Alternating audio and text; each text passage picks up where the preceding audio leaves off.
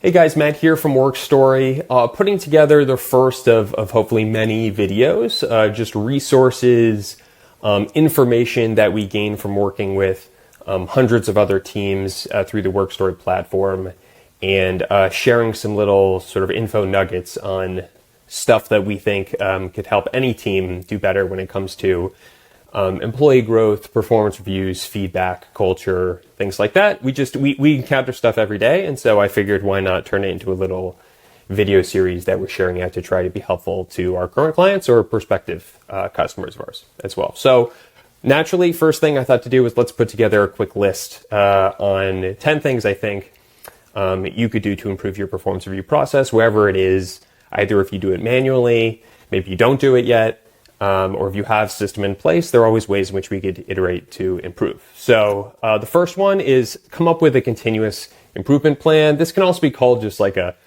career progression framework, basically distilling it down.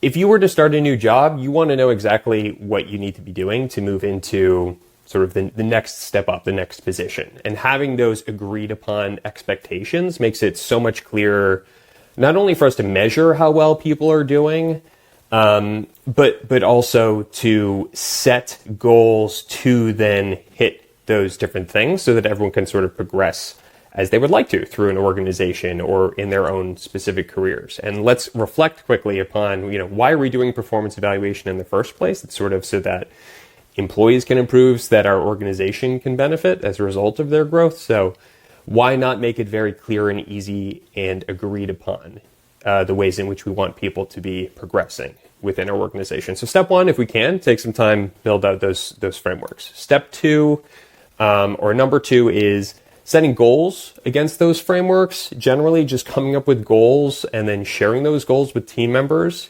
is a great way to make sure we're moving forward. We're not just sort of reflecting on how well someone has done. Instead, we're saying this is where we want you to be. If you can align those with your organizational objectives, great, do so. If you can make them SMART goals, fantastic. Again, agreed upon. Everyone knows if we hit the goal or not at the deadline. The more we can do that, the more objective the conversation is, the more agreed upon everything is, and no one's ever surprised, again, by if we've hit or not hit, and we can all sort of work together collaboratively on growth. So set a framework, establish goals against that framework if you can, and what your goals are for the organization. The next step, number three, a big one for me, is give feedback sort of all the time. Whenever someone asks me about what WorkStory does, my short answer is we make annual performance reviews not suck or not terrible. But generally, it's just if you're only talking with your employees once a year, you're not being helpful. Whatever you can come up with in that once a year evaluation is highly subjective. There's a ton of recency bias. You certainly can't remember everything that's happened over the past 12 months. So it's just become more of a checking the box exercise at that point. And that's just not the way that business functions nowadays anyway. Too much is happening too quickly. So instead, if you can, make feedback part of your workflow, give it more consistently throughout the year. And as a result of that, again, we're all sort of continuously working together to improve in a more sort of ongoing conversation rather than we're just going to sit down and do it once a year and maybe you'll be surprised by good or bad by what the manager has to say. Number four, use data and analytics. So typically a performance review is a highly subjective activity. We usually ask someone how they feel about their own performance, or a manager how they feel on a Tuesday evening, how well someone's doing on a 1 to 5 scale. Not a really good way of measuring if someone's actually done things or if they've actually achieved what we want them to achieve. So wherever you can, come up with metrics and begin to measure, as the saying goes, measure what matters. But basically, if you can measure a person's accomplishments throughout the year, or if they're hitting specific marks, then the conversation becomes much more objective when we're talking about performance and actually actionable. You can now see, the person's doing well here, but not doing well here. Let's see if we can tackle that versus, again, whatever the manager can come up with, however they feel that person didn't do well. So measure wherever you can. Number 5, customize the reviews. A lot of companies will sort of default to, let's just come up with a template and let's have everyone review against that template. And that's, again, not really as effective as we could be. What we really ideally want to get to is, this person was hired for a specific role, which has specific responsibilities. We should be measuring against those specific responsibilities to determine if that person is exhibiting what we need them to exhibit within this position. If it's just a generic template, again, we're just sort of doing documentation, checking the box to say we did a review, rather than focusing on how can we help this person to improve. So take a little time and effort if you can. Focus on your job descriptions, use those to inform what the review should look like. Number 6, customize the frequency as well. Again, going back to the conversation about continuous feedback, annual reviews are just not going to be effective. A lot of teams that we work with WorkStory will have monthly or quarterly check-ins and then still do a formal annual review, which is fine. But this is just really getting at, have more conversations. You're going to have less surprises. People are going to grow more quickly because you're actually talking about what they need to do to improve. Don't just make it a once a year conversation. Involving multiple perspectives. So look, if you don't want to go full 360, that's okay. Although we can enable that through WorkStory in a way that's sort of protected. I'm not here to sort of talk about that, but basically the idea is, again, reducing subjectivity. Rather than just asking a manager to provide their input on someone, ask as many other people as we possibly can. It may take a little bit more time, but we can hopefully avoid that if you've put together good documents or you found a tool that helps to enable that. But really, it's the more people we can ask, the better idea we have of how that person's actually done over the past quarter or 6 months. A manager may not have total insight into everything that person's doing on a daily basis, or they may not see the team dynamics that are at play that are important for keeping everyone sort of motivated and engaged in their work. So however we can, let's see if we can get some opinions from other people that person interacts with. And again, as mentioned here, it helps to establish legitimacy to the process.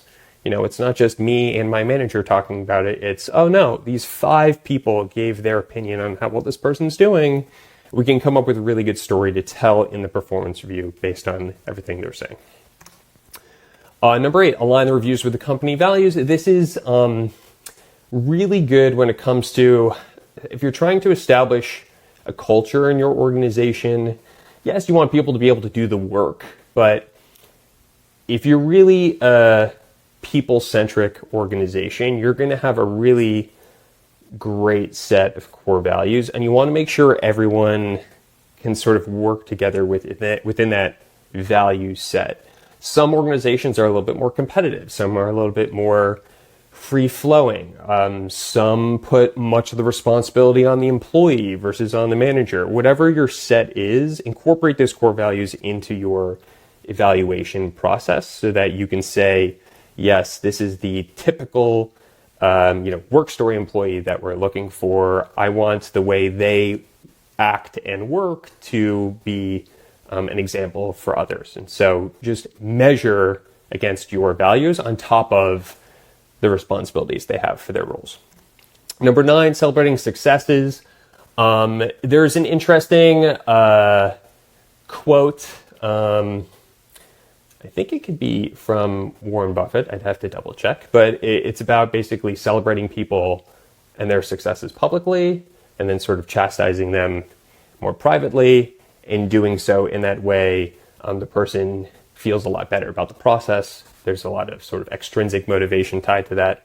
But anyway, you don't necessarily have to celebrate them publicly and tied into your performance review process, but use it as an opportunity to talk about how well that person's doing. Don't sugarcoat, but use it as a formal sort of planting the flag of, hey, you did that really awesome thing like 6 or 8 months ago or whatever. Like, let's just talk about how awesome that was. And then they sort of recognize that you're taking time to talk about that, which is hugely motivating for them. And also, again, helps to set expectations for what they should be doing moving forward. And the last one, somewhat self-serving, but not really. Use technology to enable this process. A lot of companies or organizations we work with are doing manual performance reviews, which takes time, takes effort, and they don't really want to do them. There are so many tools, not just us out there, who can help you to get feedback throughout the year, have easier conversations, save time when it comes to the process. Especially now with AI coming into the mix in really, really helpful ways to help identify trends, summarize performance, things like that. There's no reason why you shouldn't do this. It is, at this point, minimal time investment, a little bit of financial investment, but the returns on the back end are massive. I actually wrote down here, employees who are receiving regular feedback throughout the year in a more consistent practice are 87% less likely to leave their roles. If you can reduce your turnover in any measurable amount because you are doing this whole practice more consistently, that is immediate positive ROI for you and your organization. So don't just look at this as a manual process. Take some effort and time to invest in the process, and it'll pay dividends in many, many more ways down the line for your team. So anyway, I'm going on way too long.